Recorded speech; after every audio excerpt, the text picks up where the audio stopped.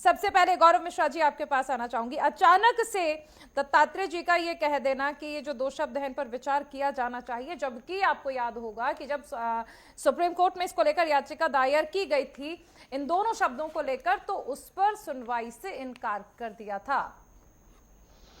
हाँ, देखिए, संविधान की मूल प्रस्तावना में जी इसका कहीं जिक्र नहीं किया गया है। डॉक्टर भीमराव अंबेडकर जी के संविधान में ना उन्होंने जिक्र किया, ना बीएन राव ने जिक्र किया, ना कॉन्स्टिट्यूएंट असेंबली ने इसका जिक्र किया। इसको तो तब लाया गया जब India is Indira, Indira is India का भ्रम गांधी को हो गया और चुनाव फर्जी तरीके से जीतने का आरोप लगा और न्यायालय ने तय कर दिया कि वो हैं। और उस समय उनके अंदर एक तानाशाह की प्रवृत्ति जागृत हुई और देश की सारी संवैधानिक संस्थाओं, सारे लोकतंत्र के जितने पुरोधा थे उनको, पूरे विपक्ष को, पत्रकार जगत को, मीडिया को, सबको उन्होंने जेल के सलाखों के पीछे डाल दिया। और इतना ही नहीं, उस समय षड्यंत्र के तहत, एक साजिश के तहत धर्मपंथ निरपेक्ष यानी सेकुलर शब्द और समाजवाद जोड़ दिया गया। आप जरा मुझे ये बताइए, कोई देश किसी एक वाद से चल सकता है क्या? समाजवाद ने वेनेजुएला को कंगाल कर दिया। उसी वामपंथ ने कितने लोगों का कत्लेआम कराया रूस में और जहां जहां वामपंथी सरकारें रही। लेकिन किसी एक वाद को कैसे किसी राष्ट्र की मुख्य धारा ही नहीं, एकमात्र धारा बनाया जा सकता है? ये षड्यंत्र है कि नहीं इस देश में? अगर इस देश में कोई वाद हो सकता है, कोई राज्य हो सकता है, तो राम राज्य हो सकता है। राम राज्य की परिकल्पना भारत की संस्कृति ने हमेशा किया है, लेकिन इसको शरियामय संविधान को कैसे किया जाए और किस तरह से भारत संविधान में वही पाकिस्तानी प्रवृत्ति को डाला जाए, चाहे वो प्लेसेस ऑफ वर्शिप एक्ट हो, वक्फ एक्ट हो, जिस तरह से अपीजमेंट की पॉलिसी अपनाया कांग्रेस ने, उस तरीके से भारत अब तक गुलाम हो गया होता। और क्यों भूलते हैं, इसी समाजवाद की प्रवृत्ति ने भारत के खजाने को कंगाल कर दिया और मात्र 7 दिन का फॉरेन रिजर्व भारत के पास बचा था। सोना गिरवी रखना पड़ गया। वो तो धन्य कहिए पीवी नरसिंहा राव जी का, जिन्होंने देश को उस समय समाजवाद से बचाया।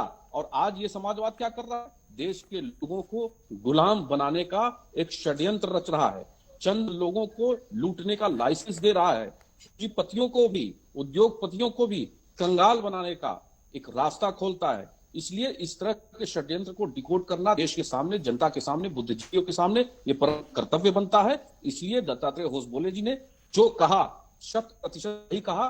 और निश्चित रूप से अब ये हौसला, ये आत्मविश्वास लोगों के अंदर आया है। यहाँ पे आदरणीय हरिशंकर जैन जी भी जुड़े हुए हैं इस पैनल में, बहुत प्रबुद्ध अधिवक्ता हैं, पूरा देश, पूरी दुनिया इनको सुनती है। वो बेहतर तरीके से आज इसके कानूनी पक्ष को भी बता सकेंगे। लेकिन जिस देश में लोकतंत्र मरा हुआ हो, जिस देश में तानाशाह इमरजेंसी जैसा व्यवस्था लागू हो, उस समय क्या संविधान में किसी भी प्रकार के फेरबदल को कानूनी मान्यता दी जा सकती है? और आज आप कहेंगे कि ठीक, मैं गौरव जी, देखिए गौरव जी आपके पास आना चाहूंगी। जैसे ही दत्तात्रेय जी का ये बयान सामने आया है, ऐसे ही विपक्ष के नेताओं की बयानबाजी भी शुरू हो गई है। आपने बयान तो सुने ही होंगे, 2 मैं भी मेंशन कर दूं। तेजस्वी कह रहे हैं आपको कि अंग्रेजों के चमचे हैं और अगर संविधान को हाथ भी लगाए तो फिर आप देख लीजिएगा। प्रमोद तिवारी कह रहे हैं कि गॉडसे का सिद्धांत आप लागू करना चाहते हैं देश में। इस तरह के बयान विपक्ष दे रहा है। अंग्रेजों से सत्ता किसने प्राप्त किया, ये कोई बताने की आवश्यकता है क्या?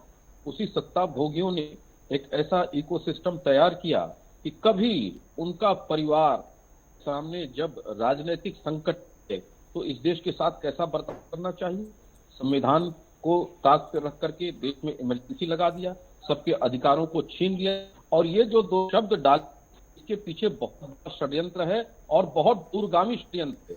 इसको समझने की आवश्यकता है।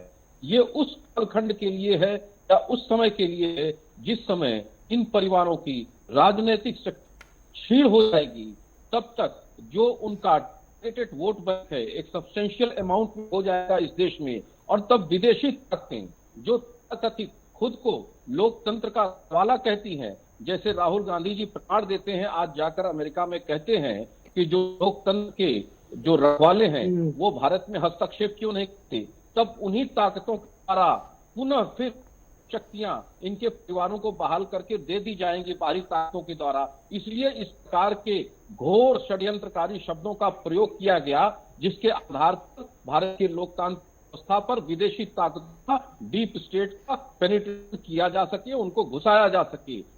इसके पीछे की सच ये है। और उसके बाद की क्रोनोलॉजी अगर देखिएगा, जैसा जैन साहब ने कहा, बिल्कुल सही कहा कि किस तरह से अल्पसंख्यकों को विशेषाधिकार इस देश में, भारत भूमि जो वास्तव में अल्पसंख्यक हिंदू भूमि, भारत की अपनी एक संस्कृति है, उसको कैसे क्रश किया जाए, कैसे दबाया जाए, कैसे तबाह किया जाए, उनको उनके अधिकारों को कैसे छेड़ किया जाए, उसका षड्यंत्र संविधान के तहत किया गया, तमाम सारे एक्ट बना करके किया गया। आज जब वो मुखर हुई है आवाज, आज मीडिया मुखर है, लोग अपनी बातों को कह पा रहे हैं, तो आज विपक्ष को बेचैनी हो रही है। किस विपक्ष को बेचैनी हो रही है? जो परिवारवाद, जिनके परिवारों के सामने संकट है, जो सत्ता में आ नहीं पा रहे हैं, 3 बार से लोकसभा के चुनाव में बाहर बैठे, 100 की सीट तक नहीं पहुंच पाए, उनके सामने मैं संकट रिएक्शन है, इस पर इसलिए वो परेशान हरिनाथ हैं। जी से ले